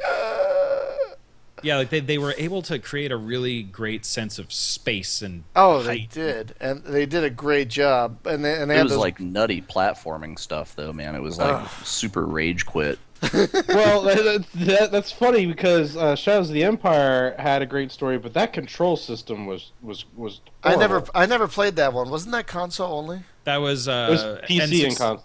Yeah, Oh, but PC I and played it. N64. Yeah, I played it on N64, and actually, that I always have a story about that game, and that one of my friends had an N64, and we basically played it over must have been a few weeks one summer. And we would literally take the N64 and he would put it in his backpack, and wherever we were, we would find a TV and we would plug in and we would play Shadows of the Empire. oh, the kind of shit you pulled when you were young. It was mobile gaming. Yeah. Yeah. Well, that I was just gonna say though, like you want to talk about like awkward controls. That game definitely had it because it was just like this weird third person, and like he kind of would slide when he would walk.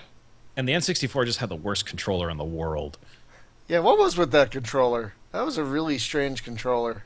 That was the one with the Nintendo's trying to be three. innovative. Yeah, with the 3 handles and the joystick in the middle. Yeah, that was a really strange controller. So a couple weeks ago, we were talking about the Star Wars Episode 1 racer, and was it you, Hunter, that was telling us about some guy made a controller. So we looked it up, and the guy had made a custom N64 controller that was fused together. It was 2 controllers, so it had like Yeah, it 4 was like 2 prongs on it. controllers. Yeah. Wow. But it was specific to playing racer because Oh, so he could so he had the 2 handles like Anakin had. exactly. Yep. Well, because there was a cheat that you could do at the beginning when you launched the game, to where you could put a controller in port 1 and port 3, or port 1 and port 2, and you could use 2 N64 controllers, and this guy melded them together. Wow. That's And he even took 2, what was it, throttle, or there was another guy that took 2 throttles from like joysticks, and That's dedication. somehow modded them to be able to be like Anakin's pod racer. Oh, I love Yeah. people. Super nutty stuff. I love people that do stuff like that. I love it so much. Crazy hardware hackers. I love it. Yeah, It's great. it's so fucking great. You know, somewhere somebody has a freaking pod racer cockpit, like in their spare bedroom or something. Oh god, They that's built. terrible. Or They never that they They bought. just play racer. Yeah. I'm the best in the world. the best ever. It's like they have it's a PlayStation, so they can play 1 and 2. Which is funny. Because I didn't know there was even a second pod racer game until you told me, Jim. Oh, Racer 2 is far, far better than the first It one. really Racer is. Revenge. It's shockingly good. And I say that as someone who loved the first one.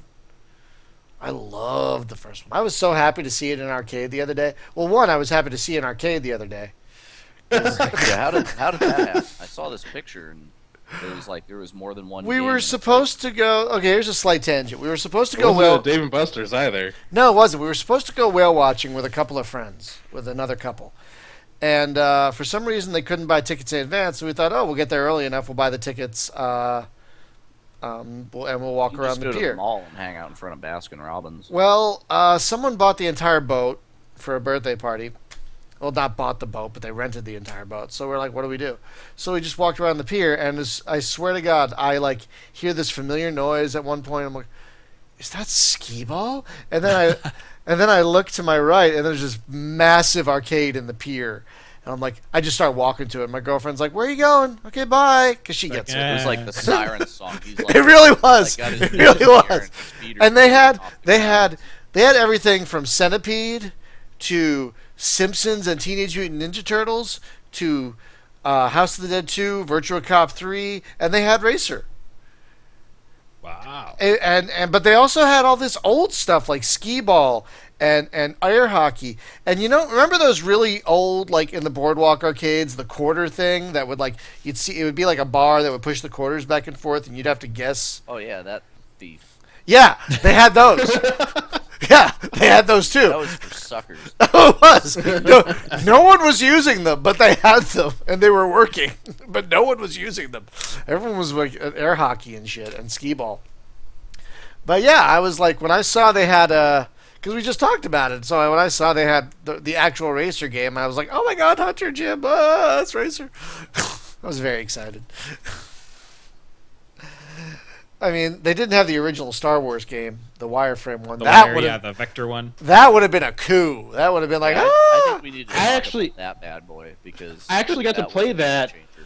Yeah, I actually got to play that for the first time probably about 4 months ago. No, the first time. Yeah, for the first time, because I'd always wanted to try it because I'd never been able to find an arcade that had it. But What did you think? There was a place down in Columbus, Ohio called 16-Bit Barcade. It's a bar and arcade, right? So you go in, you buy a drink, and like all of the arcade machines are free to play on. And I go in the back, and there's that. Oh, and they had this wasn't like emulation. They had the Star Wars thing with the crazy ass controller thing. Yes, it was the thing. Wow. I'll send you pictures, dude. I've got video and pictures of it. Wow. And I will say I probably spent a good chunk of my time like trying to make it through that game. It was not easy, but I loved it. Oh, it's a didn't have continue, did it, or did it? I think it actually did. I think it did. Yeah. I'm remembering a continue screen, so I think it did. Yeah, I remember I got pretty good. Like even on the hard level, I could kill all the towers, but then I'd get in the trench. In the trench, and you'd be like mincemeat. Yeah. It was very Tron-y. I just remember it being like, wow, this reminds me of the original Tron, like a lot. Oh God, which was awesome. I think the thing at the time, right, was like everybody wanted to be Luke Skywalker in an X-wing, right, and we had all these other video games that weren't Star Wars, but you kind of, had that feel like, yeah, man, I'm X-winging it, and then X-wing comes out and you can do it legit, and then I think it kind of like, I don't know, it took a little bit of the zing out of the rest of the space games because it was like, no, here's the real deal. I can actually X-wing it. I know. So I want to see that Star Wars pod thing that they just came out. Oh, the new one, yeah. Oh, that looks great. I mean, it's kind of a rail shooter, but I really don't care. I still want to. As long as it's better than Rebel Assault. Well, I played. I was about a month ago. I was down in Columbus again at a Dave and Buster's. And they had it. They had no. They were going to. They hadn't put it in yet, but they were getting one. And I got to go again. I think I'm going again sometime at the end of this month. And they had the same company has like a jet version of that. Oh, I have played that one. And it is insane. So I was like, I played that, and then I was like, holy crap, the Star Wars ones is going to be nuts. Because the thing vibrates, it blows air at you, and like... Yeah. So is it one of those, like, it has like a concave screen? Yeah. Yes. That goes yeah. Oh, yeah, that'll be nice. So Joan's favorite thing when we were at Disney, as far as rides go, they had this, it was like Soarin' something that it was called, but it's a hang glider deal, and you get you sit on the bench, right, and then it goes up, and it's got one of those giant screens that's curved like that, and they project a movie, like IMAX style, right? Yeah. That but you're in a moving chair that's like, It's like a 30 feet motion up. simulator kind of thing. Yeah. I mean, you're like 30 feet up from the ground, but it does that deal where it's like blowing wind in your face. It smelled strangely like pine-scented Febreze. Whenever you'd fly over the trees and stuff, it'd be like blow Febreze up your nose.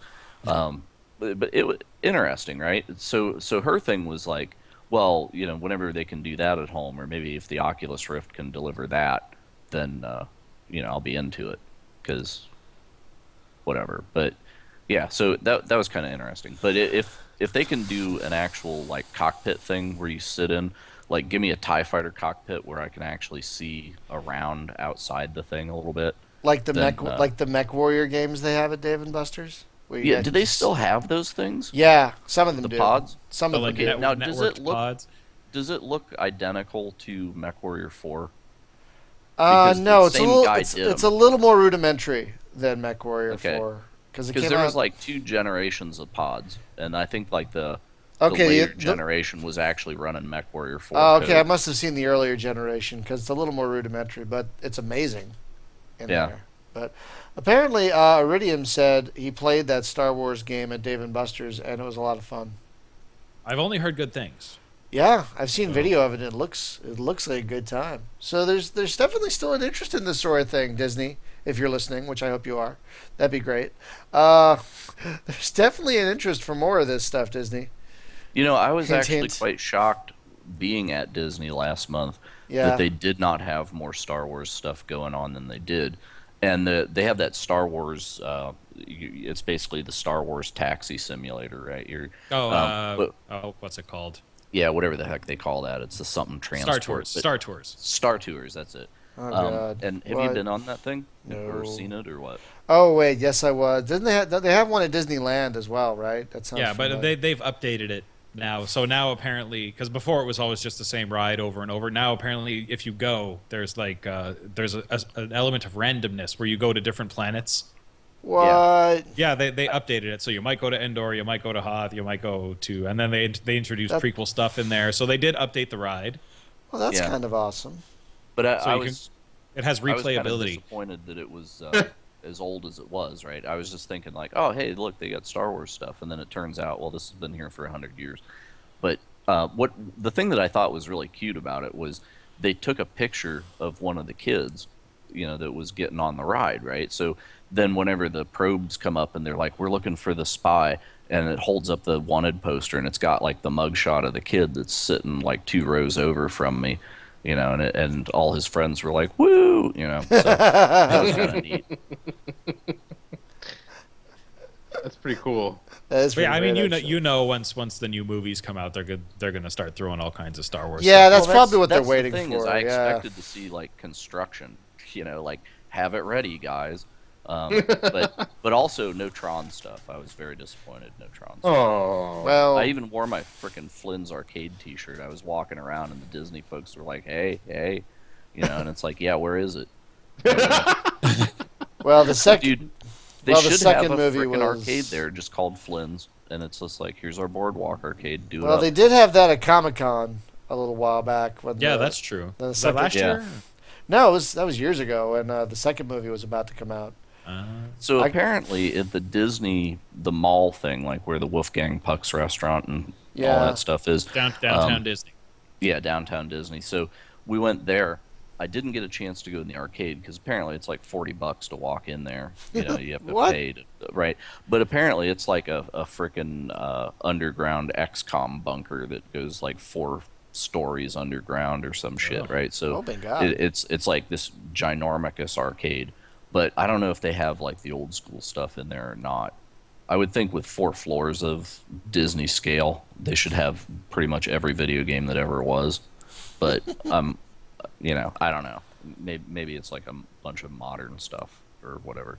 I think arcades died when games started spitting out tickets, right? And you had to redeem tickets at a counter. That's not. To I don't give know. the guy That's that- true. That was a long-standing thing. In Well, it arcades was like, for yeah, many years. Skee-Ball did it, right? But then everything started doing it. Oh, And really? I was like, I thought it was because home consoles eventually kind of superseded the technology. well, Because I but remember yes. initially going to the arcade because the games were better than you could get on your NES or whatever. Yeah, and eventually exactly. that just kind of they surpassed and it wasn't worth it anymore. Exactly. And then games started costing like $1, and that was Oh, just God. ridiculous. And Dragon's Lair was the first one that was 50 cents, and that was like the beginning. Ugh. Sorry, I fucking hate Dragon's Lair. But even still, man, you go down to the local bowling alley, they have one of those like multicades. It's got like 25 games in it. It's 50 cents. It's like, no, I'm not going to pay 50 cents to play Defender. Sorry. I played Defender at the arcade the other day. I forgot how crazy bad shit the controls are on that game. That game is balls hard, man. Why It aren't I is- moving? I've Oh, never right, been thrust good at button. it. Oh, reverse button. Oh, shit, I died. It's like, that was a quick run. Oh, don't shoot the guy. Oh, I shot the guy. I'm an asshole. I only have very vague memories of Defender on the 2600. Oh, God, the 2600 version was was no better. No. I mean, the only good thing about the 2600 version was, if I recall, there was no button to reverse. You just pushed the other way on the joystick. Because it only had one button, so you couldn't have all those multiple buttons. Right? Yeah, I I think remember that that sounds correct? about right. But with the arcade game, there's a reverse button, and there's a thrust button. It's like, God damn it! It's a ship. It's complicated. I hate you, Defender. Yeah, it was complicated, But once it kind of started coming back to me, I was like, wow, this is actually kind of awesome. Yeah, the Star Wars battle pod thing. I'm watching a YouTube video of somebody playing it with a GoPro camera on their head. Yeah. It looks pretty damn awesome, actually. This reminds me of a system that I saw on a video from Japan that was actually a Gundam like mecha that you were God. in, and you had that giant screen in front of you, and yeah, but it was multiplayer, right? So it was like 12 on 12 Gundam fights, which is pretty awesome, right? Do you know if they took the MechWarrior online engine and just stuck Gundams in it, how much insane money they'd make in Japan? It's probably not quick enough. Because mechs, like Mech Warrior mechs, are kind of big and lumbering, and Gundams are all fast and fire 10 million missiles. And That's true. Yeah, true. I imported one Gundam game from Japan. Unfortunately, I still don't read Japanese, but it's multiplayer mainly, and I just get devastated when I get on there and start playing people. I just cannot compete with the dedicated Gundam fans from Japan. I mean, it's like being a 6-year-old kid playing Super Street Fighter against a world champ, right? That's like the level of competition that I offer them. Or me playing any FPS. Yeah, I've got, unless it's single player, I don't really play FPSs anymore. Yeah, dude, this battle pod thing, guys doing the trench run and stuff, and it looks pretty rad. Aren't there also Darth Vader missions in it where you get to fly as Darth Vader? I think. I don't know. I want to see some TIE fighter stuff. Like this X-wing stuff is boring. Like give me that TIE fighter. It would be nice if it was just multiplayer, man. Just like multiplayer X-wing versus TIE fighter. Connect those battle pods around the world or something. That would be awesome. That would be great. That would be pretty awesome. So I'm kind of losing consciousness, so we should probably start wrapping it up. We've been talking for an hour and a half. We've been talking for well over an hour and a half anyway. But that was great. Yeah, this game. So Joe, I want to thank you for taking the time, because you just recorded an episode of your own show.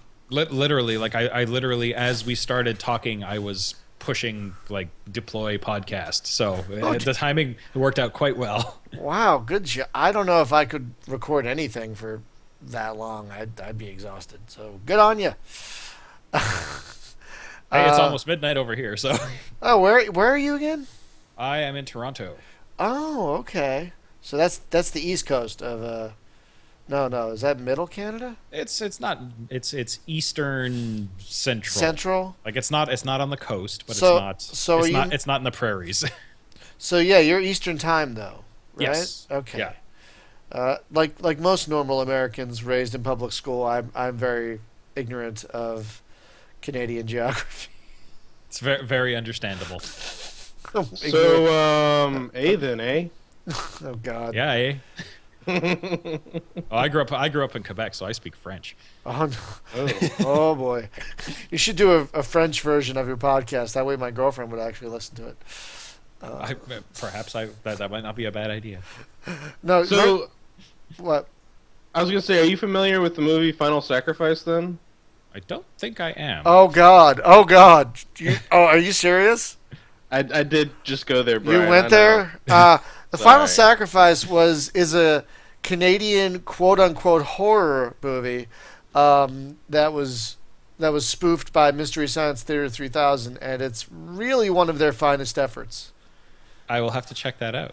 Because you you have one of the finest heroes ever put to film, Zap Razdower. Zap Razdower. That's his. It has a 2.3 on 10 on IMDb. Yeah, it's not so bad that the bad guys apologize for showing it to them like they did with Manos, but it's up there. Razdower is like the Canadian Chuck Norris. That sounds about right. Razdower. No, I definitely missed out on this one.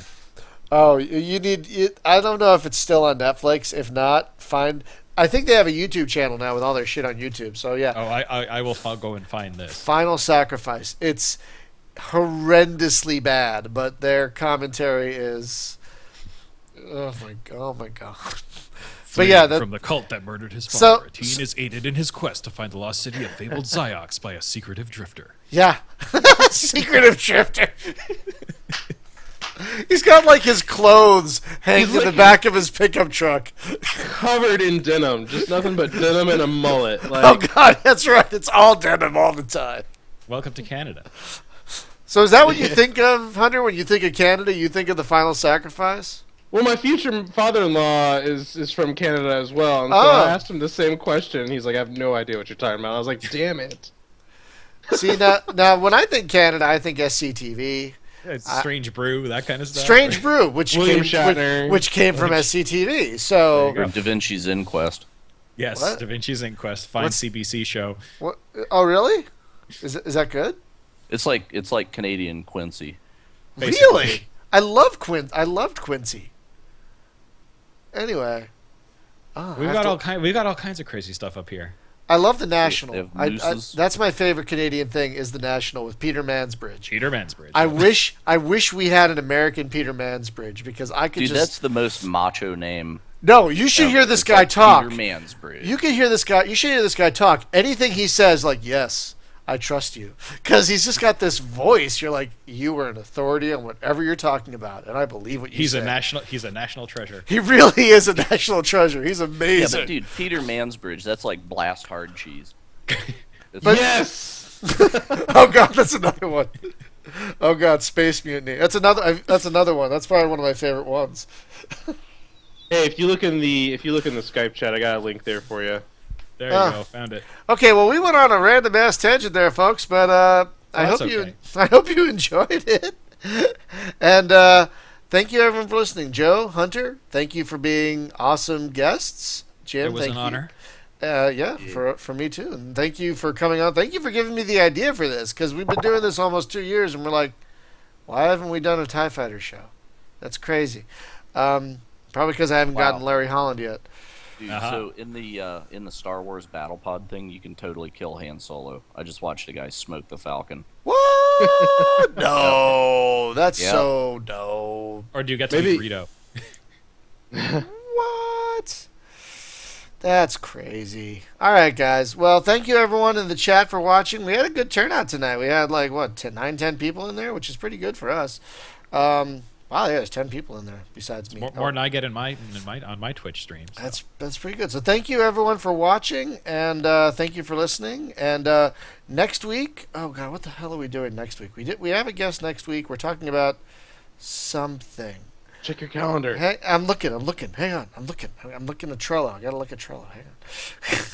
That's where I have everything, is Trello. If you guys haven't used Trello, seriously, it's the best. Okay, yeah, next week we're talking Space Warfare Infinite with the creator Mike Dolan. So Cool. check that Yeah, out. I and Go will ahead. say that the most awesome Trello moment is whenever I put the Trello Russian guy on YouTube, and I was like, "Did you say Trello?" And then the Trello developer jumped in and like posted another thing. It was like specific to them. That was pretty that- awesome. that I was forget actually- exactly what it was, but that was unexpected. yeah, that was really nice. Though the Trello guys, they actually, I don't know if you guys have seen this. Trello is a great tool, by the way. But they actually put all their shit or what they're working on in a public Trello themselves. So you can see what they're working on for Trello, which is pretty awesome. That's not bad. It's like extreme It's like agile it's meta. transparency, blah It's- blah blah. Yeah, it's a kind of metal metal task management. Yeah, that's great. Meta task management. But yeah, so that's what we're talking about next week, and then we have our 100th show, which I am working on, which that's exciting. So yeah, thank you everyone for listening, and we will see you next week. Bye bye.